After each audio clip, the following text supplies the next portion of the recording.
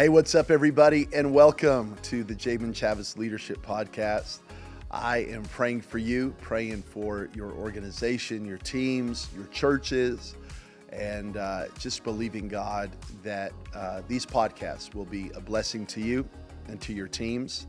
And make sure, if you haven't yet, make sure to like and subscribe and follow this page, do all those kind of things that will help us with the algorithm and will just help get the word out.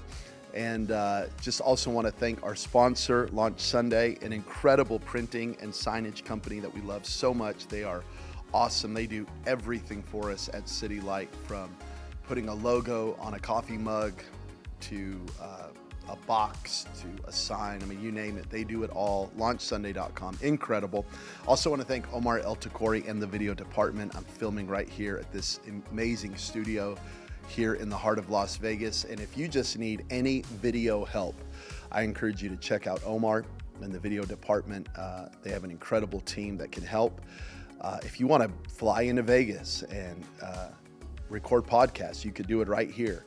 And it really is incredible what they're doing. So make sure to check them out. Today, I want to talk about the 7 deadly words of leadership. The deadly words of leadership. It is incredible how every culture has a language. Every church has a language. Every family has a language. Every friend group has a language. Every city even has a little bit of its own language. And it's very important that within your organization, you are fighting to keep words and ideas and we could even say for spiritual spirits out of our team that are really going to bring negativity into the whole organization. I think of what the children of Israel said. I talked about this a couple of weeks ago, that we're grasshoppers. We're grasshoppers, and we're like grasshoppers to our enemies. And God has brought us out here to die. It's this negative language that got literally in a group of people and stopped them from inheriting the promises of God. And so I want to talk about some of these words, but these words represent attitudes and ideas that can creep into a team, into a leader, into a church. And I believe it's something that we have to fight. We've got to push back on the negativity and work hard to bring in the positivity. I believe that our natural bent is always towards the negative. It's always towards what's going wrong. It's kind of the easiest way to relate with someone. Who is our enemy? Let's unify around an enemy, right? We see this in politics all the time. You know, what I get frustrated with politicians is, don't tell me how bad the other guy is. Tell me what you're going to do, right? But it's easier to run an entire campaign off of that guy bad, right? That guy bad. Well, no, I know, but what are you doing? And what are you going to do for the country? What are you going to do for our city? What are you going to do for our state? Well, in the same way, a church, that can happen in a church. And this culture's so bad, or this is so bad, or our city's so bad, or other churches are so bad, or other people, whatever it may be. And we've got to resist that. And so these are just they're words that represent attitudes that I think we've got to really work at. And here's the first. The first is this: unimpressed. Unimpressed. We're just unimpressed. Nothing's ever good enough. We're just kind of cold. We're kind of gray. Never able to celebrate. We're just unimpressed. You have to fight that on your team. You have to fight that. Even if you do a weekend service, and then let's say the next couple of days after Sunday, you end up doing like kind of a recap meeting where you go over, what can we work on and how can we get better and what can we improve on. I think all that's fine. But make sure that there is a moment of celebration, a moment of praise to God, and a moment of honor to the team. Or it can just get into, we never celebrate the good, we never celebrate the God, we never celebrate the grace, and we just end up talking about what we can improve and what can get better and what was wrong and we can actually get into this kind of cold gray mentality, unimpressed. The worship's never good enough, the preaching's never good enough, the teams are never working hard enough. You can just, I'm telling you, you can get into this thing where not only are they never good enough, whoever they are, but you can also get into a thing where it's like, only you're good, only you get it. I think of Elijah, right? I'm the only prophet. God, I'm the only one. There's nobody else. And God's like, you're not the only one, bro. I've got thousands who haven't bowed their knee to Baal. You're not alone in this. But I think we can just get into that unimpressed thing. You can go into I can go preach at a church, and I'm preaching. I look at that front row, that staff. They just don't care. They're just disengaged. There's no passion, no engagement in worship, no engagement in the Word. No one's taking notes. No Bibles are open. Everyone's just kind of sitting there unimpressed. I'm telling you, man, that will stop what God is wanting to do in your organization. If the team cannot celebrate other team members, man, you've got to drive that out of your organization. Something that we do is we have a time every Tuesday morning where we get together as a staff and we celebrate the wins. And we have to share 2 wins from the week. Share something good that's happened. Now, normally, we're going to share a win about our own ministry, right? So the kids people are going to share about a kids win, and the worship people are going to share about a worship win, and right? Because it's kind of what you normally do. And every once in a while, I'll say, hey, share a win from another ministry. Share something you saw in one of the other teams that you loved. Why? Because I don't want it to just be like, well, we're good, but no one else is good. We're not in competition.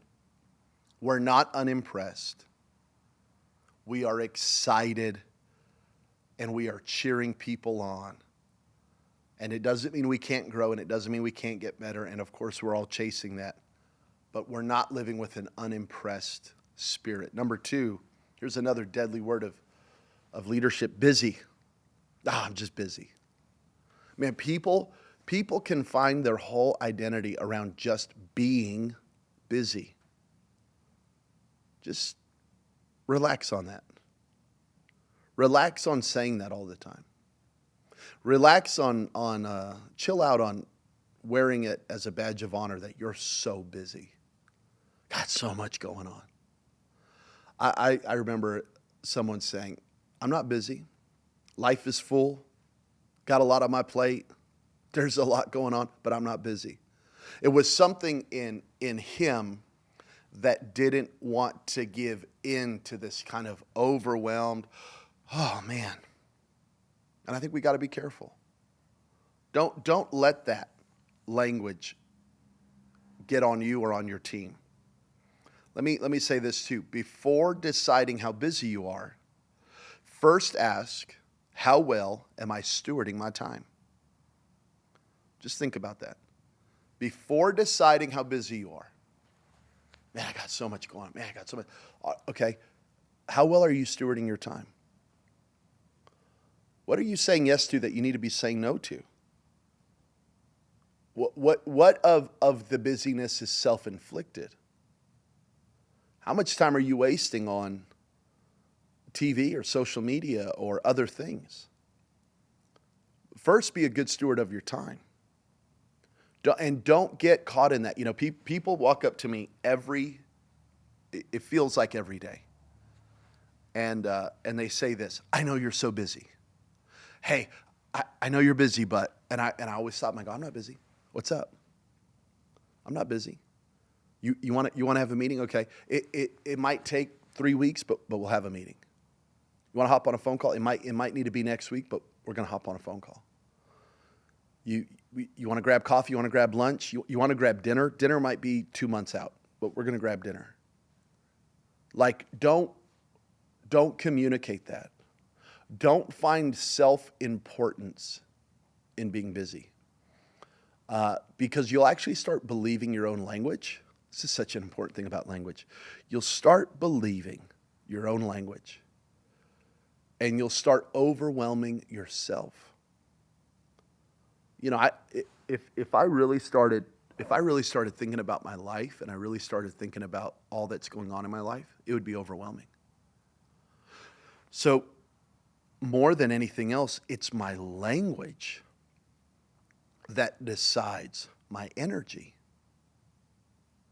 Think about that. It's my language that decides my energy. Don't get caught up in a busy spirit.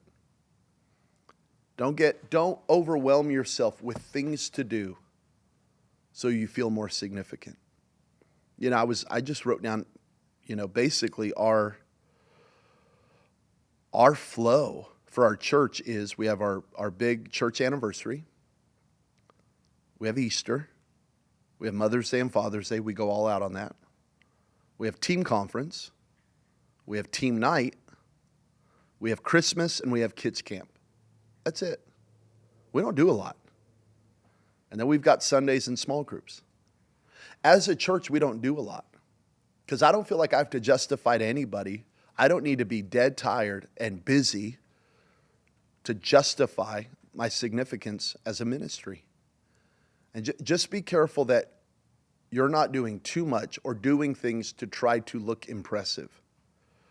Ecclesiastes chapter 9, verse 11, the race is not to the swift, nor the battle to the strong, nor bread to the wise, nor riches to men of understanding, nor favor to men of skill, but time and chance happen to them all. You have time. God has given everyone 24 hours a day.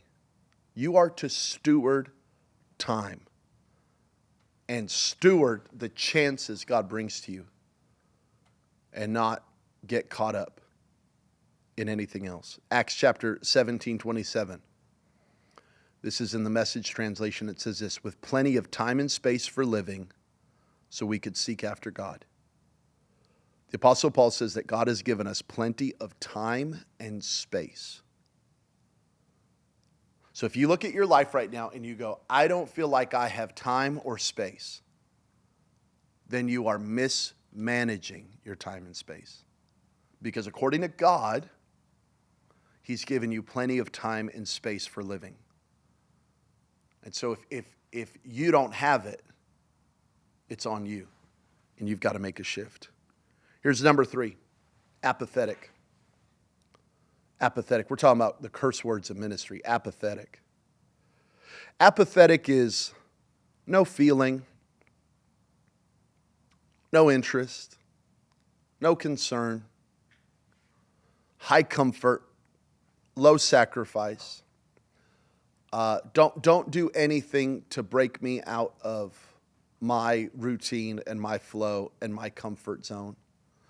Don't do anything that would cause me to have to sacrifice or have to make moves in my life. Apathetic. I order my coffee. I got my Starbucks here. Shout out! I'm actually gonna have a drink. I order my coffee with the Starbucks app. Okay, that's how I order my coffee. I order it, and then I walk inside and I get my coffee. And it was a few weeks ago, I ordered my Starbucks coffee. It was like 5:45 in the morning. It was super early.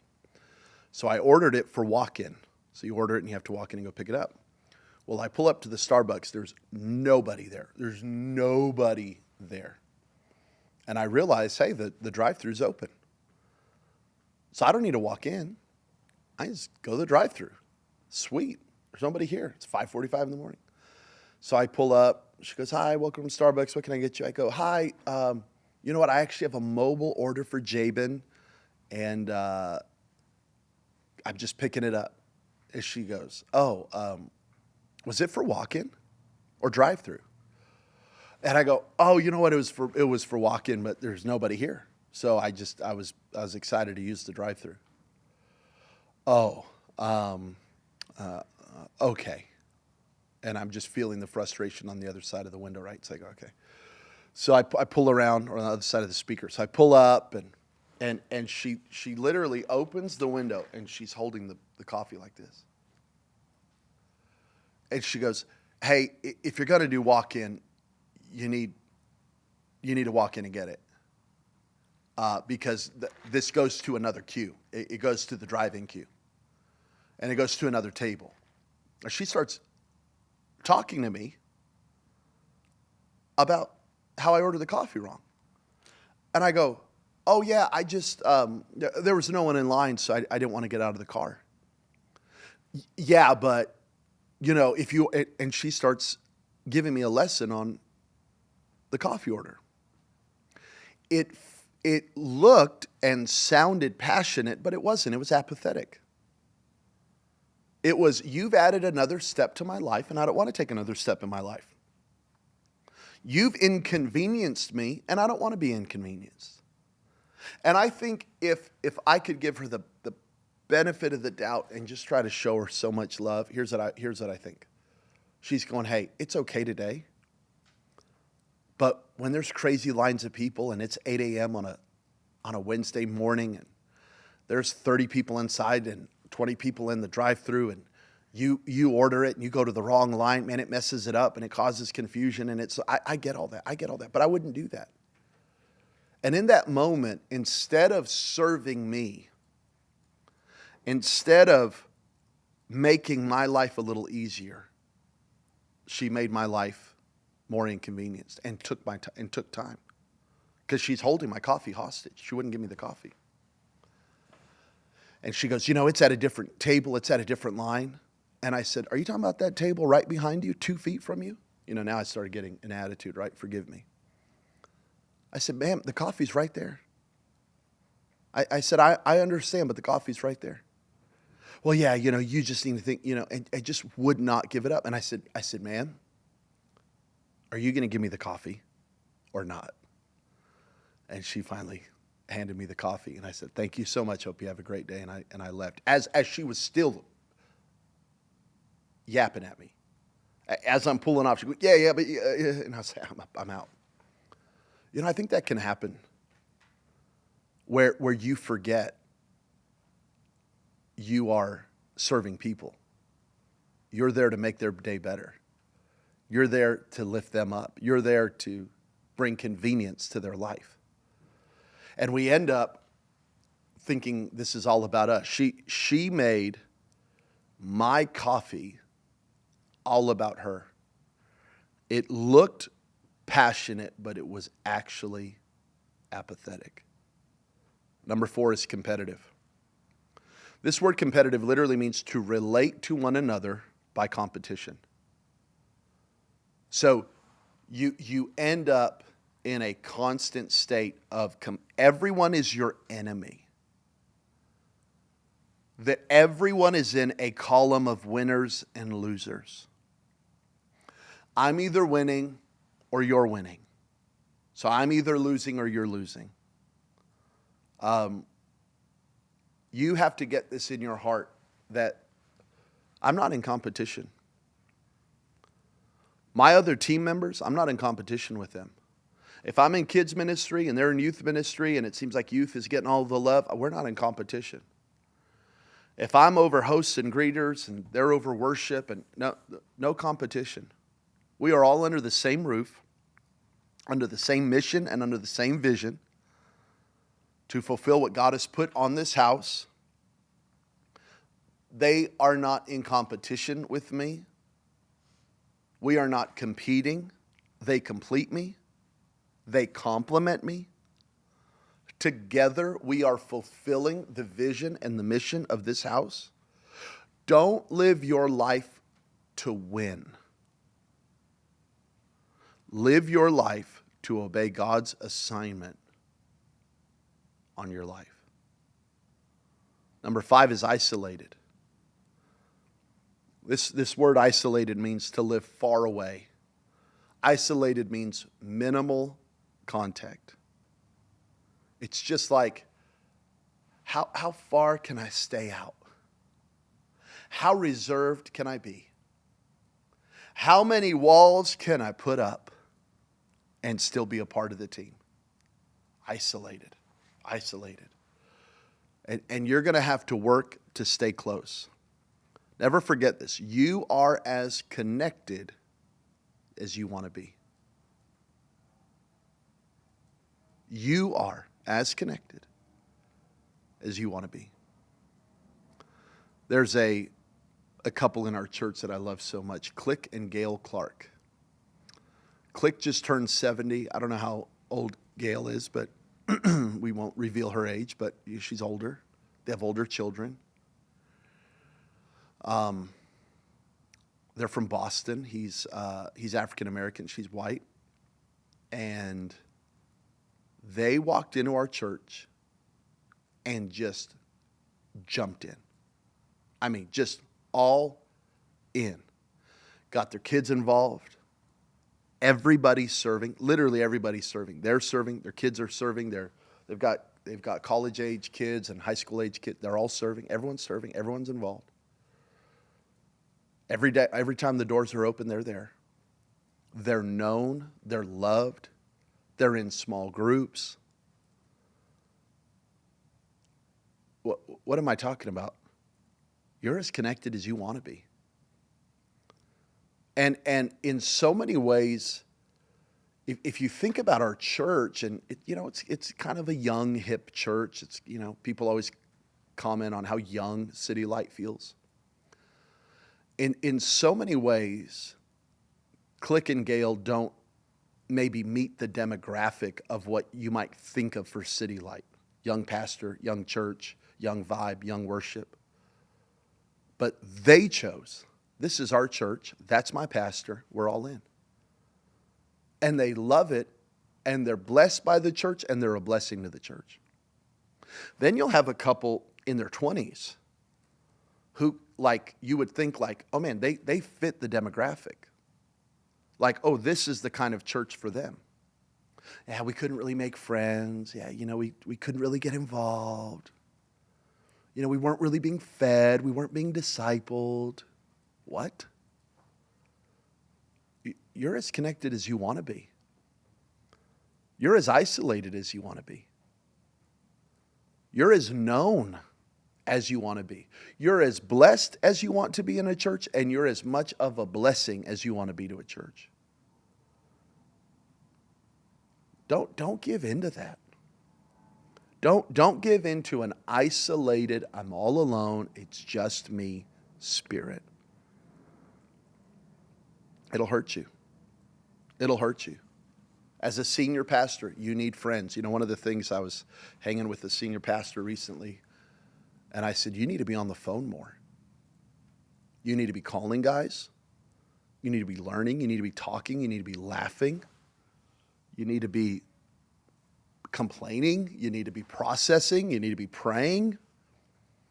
You're too isolated. I'm telling you, you've got to reach out.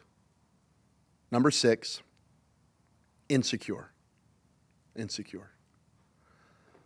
See, security is all about knowing who you are, knowing who you're not, and knowing who God is. Security is found in knowing who you are, knowing who you're not, and knowing who God is. I think about John chapter 1. There's 3 powerful statements from John the Baptist in John chapter 1. Here's a statement. Behold the Lamb of God who takes away the sin of the world. He knew who God was. Behold, he knew who Jesus was. He knew who he was. He knew what he was called to do. He knew his mission and purpose. He knew who Jesus was. He knew who God was. Behold the Lamb of God who takes away the sin of the world. Here's another one. John had been preaching. John had been baptizing. John had become the hottest preacher in all of Israel. And the people start saying, are you the Messiah? Are you the Christ? Are you Elijah? Are you the forerunner? Are you a prophet? And I love John's response. Here's his first response. I am not the Messiah. Okay. John knew who Jesus was. 2, John knew who he was not. I'm not the Messiah. I'm not Elijah. I know who I'm not. And then he says this, number 3, I am a voice calling in the wilderness. John knew who he was. I'm telling you, it would be very hard for your ministry to fail if you can figure those 3 things out. Personally, as a pastor, who is God? Who are you? Who are you not? And then corporately as a ministry, who is God? What is this ministry and what is this ministry not? You start defining that, it's over. It will bring clarity. Because here's what clarity does. It brings the right people in and it pushes the wrong people out. And I don't mean that like wrong people, like they're bad. I mean like they're not called to your assignment. The clearer you are, the easier it is for people to make decisions. So if you can boldly say, this is who God is, this is who I am, this is who I'm not, easy. I could start naming ministries right now. If a person walked into our church and said, I want you to be more like Andy Stanley, I could say, I'm not. They could say, I want you to be more like Michael Koulianos at Jesus Image. I'm not. They could say, I want you to be more like, we could go down the road. No, I know who I am and I know who I'm not. I remember one time I made a statement. I think it might have been around sexuality or a transgender issue. I forgot what it was, but it was a part of my text. And so I think I was in the book of Daniel, something like that. And so it wasn't my normal MO, and it does, that kind of stuff doesn't pop up every Sunday, but so it was a stronger word and a stronger topic. And I remember this young conservative, like hyper conservative couple walked up to me after and went, man, Pastor, we're so proud of you for, taking a stand and, being bold. And we're with you, Pastor. We're with you, Pastor. And I just remember I looked at them and I said, I'm not going to do that every week. Like it was a part of the text. I preached the text. And if you want me to be like, and I named the people that they like really loved, like the ministers that they're really crazy about, I go, if you want me to be that, I'm never going to be that, just so you know. And I actually named 2 friends that I love. Like these are 2 men who like I'm crazy about. One buddy's in Seattle, one buddy's in Dallas. I love them so much. I respect them so much, but that's not my calling. That's not my anointing. And I said, so if you want that, I'm never going to be that. Well, they're not with us anymore. Because you must bring clarity to your ministry. You cannot be a chameleon. You will resent your people and you'll hate your organization. Get rid of the insecurity and find security in who you are, who you're not, and who God is. Number 7, finally. Pretentious. Pretentious. Self-important. More important than anyone else. Exaggerated importance. Undeserved importance. That's what pretentious means. Self-important, more important, or thinking you're more important. Exaggerated importance. Undeserved importance. As a leader, your body language must communicate approachability. Your language must communicate approachability. The language of the ministry, even though I just talked about security, but we can't be pretentious. We've got to be inclusive, not exclusive. Make that circle bigger. Get more people in. I don't know what your experience is with high-end hotels, but it's pretty amazing if you walk into a Holiday Inn or if you walk into a Courtyard Marriott or a Motel 6. There's a lot of times you'll walk into those little hotels and, man, they will make you feel pretty unwelcome. They're pretty disinterested. They're not there to make you feel, welcome. It's kind of like credit card, driver's license. You check in. You kind of get in by the grace of God. It is what it is. And if you've never been to a high-end hotel, it's a radically different thing. You walk into a Four Seasons, a Ritz-Carlton, a Rosewood Hotel, Mandarin Oriental, any of those really, really high-end hotels. I mean, they make you feel like royalty. You would think it would be snooty and cold and kind of the way you see it on movies. It's not like that at all. It's so warm. We were just in Hawaii and stayed at a really, really beautiful high-end resort. And a week before we got there, we got an email. Mr. Chavez, can you tell us a little bit about your stay? Who's coming? What would you like to do? They send me this whole list of questions. I fill it out, write it back, send them everything. We walk in, and it's like we've known them forever.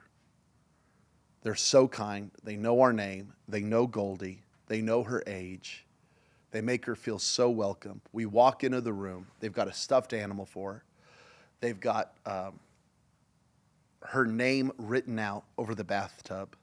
They've got, it's like over the top. They've got fruit and waters and drinks all ready for us in the room. It's crazy. And you would think like, oh man, this is very exclusive. This is a very high-end resort. It was family. I think as we're building a church, we cannot get pretentious. This is where I sit. This is where I park. I'll tell you this story. I got in. We drove in this morning as I'm filming this. I drove in this morning to drop my daughter off at kids camp for our church. And we had to park a far way away because there were so many cars. And we were walking in and she goes, Dad, I have an idea for the new building. And I said, what's that? And she goes, you need a parking space that says for the pastor. So we don't have to make this far walk when we get in the building. You have to have your own parking space. I don't even know where she learned that. I mean, she's 7. I don't even know where she got that. And I said, Goldie, we're servants. And I'm never going to have my own parking space. I'll park where there's a parking space, wherever I can find one, and we can walk a little bit. And she goes, okay, I know. We're not going to be pretentious. We're not going to live with that spirit.